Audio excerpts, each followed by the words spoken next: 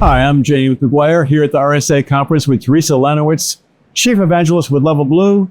Theresa, very good to talk with you today. It is so nice to be here with you today. Good to see you again. It's been a while since we spoke. It's been a while, and I think we typically do these virtually, but it's so nice to be here in person with you. Indeed, definitely. Yeah. All right, I know there's a new report, a lot of really interesting statistics, but what about the company, LevelBlue? Please tell us how that serves clients. LevelBlue might be a new name to some of the people out there listening to this and watching this. So what we announced here at RSA on Monday was that LevelBlue is an alliance between AT&T and Wilgem Ventures.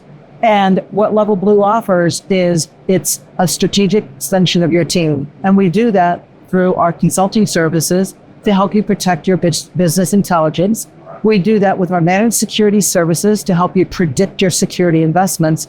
And we do that with our LevelBlue threat intelligence teams to help you mitigate risk and really foster innovation. And the fourth component of what we do here at LevelBlue is the thought leadership research that we're going to talk about today. Okay, which brings me to the report. Very cool report. A lot of interesting statistics in the report. This one in particular caught my eye. 85% say computing innovation is increasing risk, while 74% of respondents confirm that the opportunity of computing innovation outweighs the corresponding increase in cybersecurity risk. It seems like that might be a little contradiction, no? Not really. Let's unpack those two statistics. Right. So this survey, it's a quantitative bit of research focused on 1,050 survey respondents from around the world, 18 different countries and 7 different vertical markets. Okay. And we wanted to talk to C-level executives and then one layer below C-level executives. So that stat that you quoted, the 85% of survey respondents say that computing innovation increases risk. Right. We know that computing is evolving at a rapid rate, and the evolution over the past 4, 5, 6 plus decades. All those endpoints, AI, cloud, IoT, right. Plus think of all the stuff that we've had previously, all the legacy things. Which never goes away. We still have the mainframe. Right. So as we innovate more, as we start to bring on more of this concept of dynamic computing beyond the 4 walls of the organization, right, bringing in new technologies such as IoT, edge computing, 5G, and so on, that just increases the risk. And organizations are saying, yes, the risk is increasing, and that's what innovation brings. Innovation brings increased risk because it's all new. Right. We're not certain about how to secure it. But what 74% of our survey participants said is that innovation outweighs the risk. It's worth it. It's worth it. And right. So here we are at RSA, a conference that is all about mitigating risk, understanding risk, and organizations are saying, you know what? We're willing to take on the extra risk because dynamic computing brings us so many really positive business outcomes. It gives us better visibility into our supply chain. It delivers better business outcomes. It increases our overall revenues. It gives us a way to collaborate with the cybersecurity teams earlier in the life cycle of a project. So all of these benefits outweigh the risk that is being brought in through innovation. All right, so there's a lot going on here in this report, a lot of numbers. What's another stat that you find interesting? I do. Yeah. And the whole report is about cyber resilience. Yeah. And this concept of cyber resilience is something that may be new to our listeners out there. And cyber resilience, if you take a look at the definition of cyber resilience, it's saying, how does a business and the IT estate, the entire IT estate, recover from, yes, certainly a cyber attack, but also some sort of natural disaster, a fire, a flood, a hurricane, a tornado, or some sort of man-made type of accident. And that is a whole business, a whole organization priority. And then we look at cybersecurity resilience. And cybersecurity resilience is looking at the cybersecurity estate only. So those two may be seemingly contradictory. And what we found out, barriers to cyber resilience, 72% of governance teams do not understand what cyber resilience is. So a pretty easy example, let's say you have a river with a bunch of moisture sensors sensing a high water mark. Right. And if those sensors are breached, then suddenly there's a series of alarms that goes off and says to people living in the area, it's time to evacuate and so on. Right. So a cyber resilient response would be, let's say there's a hurricane that comes through, knocks all of those sensors out of commission, damages those sensors. Now that brings in certainly your cybersecurity team, but your IT team, the product team, maybe a facilities team, maybe your legal team, because there are things that are not happening. And it also brings in part of that supply chain as well.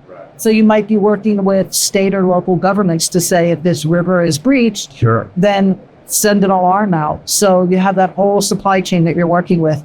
And that's where cyber resilience comes in. And it's important that people understand what cyber resilience means. And cyber resilience is often elusive because you see a lot of new regulations coming out, and the information that is needed from the cyber team, from the business team, might not be available. So cyber resilience oftentimes is something that might be a little bit elusive. Well, let me see if I can clarify that from my own education. There's cybersecurity, which we often think of as trying to block the problems.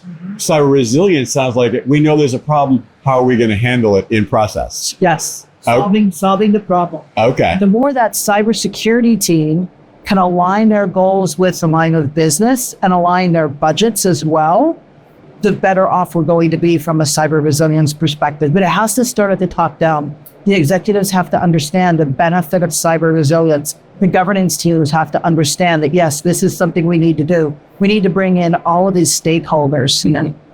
You talked about budgets and spending. I wonder, are there stats about budgets in the report? Indeed, there are stats about budget. All right. One of the things we learned between 2023 and 2024, and this data for 2024 is extremely fresh. We just finished gathering the data in March. Great. So just a month ago. Yeah. So what we found is that year over year between 2023 and 2024, on a project basis, security spending increased 11% year over year. Okay. Which is great. It's pretty hefty, actually. However, there's a downside to that, because what we found is that there are these external triggers that say, yes, you can have more funding for cybersecurity. So if there's a breach, you get more funding for cybersecurity. A competitor has a breach, you need some type of new compliance regulation that you have to be beholden to, and cyber insurance requirements. So all of these external events trigger more money released for cybersecurity. Sure. And what we found out, and this is fascinating because as an industry, we've been trying to solve this problem for the past couple of decades. What we found out is that for all of the discussion that cybersecurity is now a business requirement, we found out that cybersecurity is still isolated, underfunded, very much a silo, and it's not part of the strategic business conversation. That is a major problem. It is a major problem. But what this report can do is people who read this report, we're looking at the cybersecurity professionals, they can take this report, use it as a guidepost within their organization, go back to their leadership, back to their executives and say, here's what we need to do. We need to align our cybersecurity spending with our business priorities and our business objectives. Right. We need to make sure we understand the entire IT estate, not just the cybersecurity controls. Because one of the other stats we found is that 80% of our survey participants said, yes, there's innovation, it's increasing risk, and everything is so unwieldy and so complex that we struggle with where to implement cybersecurity controls, which is a frightening possibility. Right, and then 79% said that they can't necessarily understand what the impact of an attack would be on their business. Oh, they're sort of in the dark about that. Okay. Yes. Yeah. All right. Since it is 2024, I know we want to talk about generative AI. What do the reports say about Gen AI? Of course, no report in 2024 would be complete. We have to be trendy here. Exactly. Theresa, please. Exactly. So we asked our survey participants how they were using AI, including generative AI, machine learning, and deep learning from a cybersecurity perspective. Okay. 61% said, we are bringing this on slowly. We want to make sure we're doing the right thing with this. And from a generative AI perspective and cybersecurity, 15% said we're using generative AI. 35% said we're using artificial intelligence. So think about the very basics of artificial intelligence. Right. And then we go down in numbers, of course, with machine learning and deep learning. Only 21% said that they're engaging with deep learning, which is more predictive. Right. I'm somewhat surprised about the 15% figure for Gen AI and cybersecurity. It seems a little high, but I'll take them at their word. I think we have to take the numbers, take the stats at their word. But and this is for cybersecurity. And that's not to say that generative AI is not being used in other parts of the business, Right. in marketing for demand gen emails, demand gen videos, that sort of thing. But for cybersecurity specifically, and one of the things we know that we have all been hit with these, they're really social engineering emails coming from the prince saying, if you send me your bank account, I out of the goodness of my heart will send you $1 million. Right. The emails are going to be much more realistic. Sophisticated. Yeah, far more sophisticated, much more realistic. And that comes down to the social engineering tactics, because of course you can't do a cybersecurity report without looking at what the attack types are. And the number one attack type was ransomware. But then these social engineering types of things, business email compromise, phishing, stolen credentials, account takeover, become very, very close behind. And here's a really interesting stat. We surveyed 7 different industry verticals, and across all 7 industry verticals, we asked them how prepared they felt to be able to remediate against these different attack types. Okay. Across all 7 verticals, every vertical said they are not prepared to remediate against a DDoS attack or a nation state attack. Wow. Okay. So there's some work to be done. There's some work to be done. Yes. All right. I recommend the report is actually really, really interesting. It leads through it. It's some great stuff. Theresa, thank you so much for sharing expertise today. Really appreciate it. Thank you so much, Dave. It was wonderful to be here with you. Thanks.